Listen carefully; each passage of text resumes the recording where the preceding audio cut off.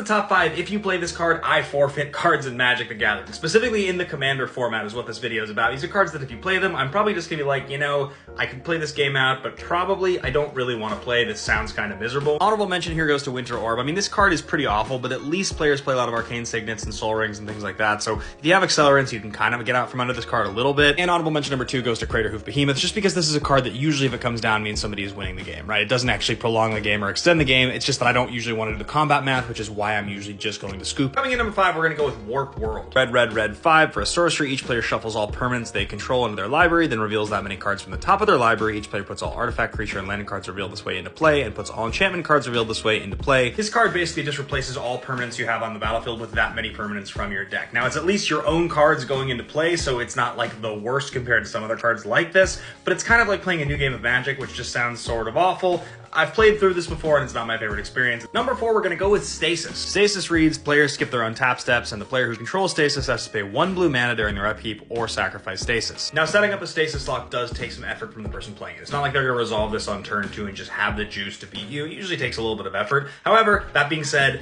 grinding through this with a few other players to try to take out the person who casts a Stasis is not a fun experience, and I usually think that if the person has a Stasis in their deck, it probably means they know how to take advantage of a Stasis. So number 3, we've got Armageddon. Now, this is a weird one because obviously if you have creatures in play and they get rid of lands, you can just take them out, right? Systematically, kind of similar to Stasis. But so often if somebody casts Armageddon, it's like they've cast Armageddon thinking they're going to win the game, and then something goes wrong and they're not able to actually win the game, and nobody has any lands. It just isn't fun at all.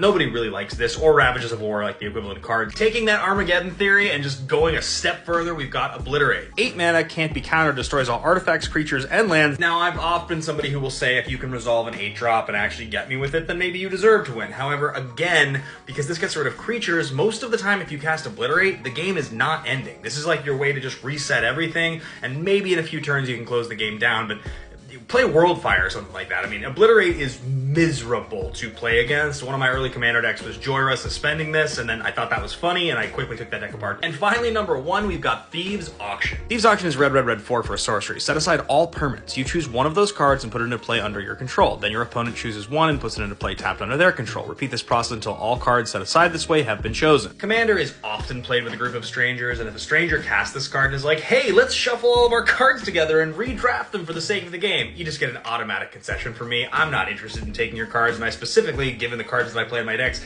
don't really want to have my cards and your cards all mixed up. It just doesn't sound like the most fun thing. Again, seems kind of fun in theory. Maybe doing this one time with your buddies is kind of a fun thing, but in general, if somebody casts a Thieves Auction, I'm scooping my cards up and saying, good game, you win, thank you for your time.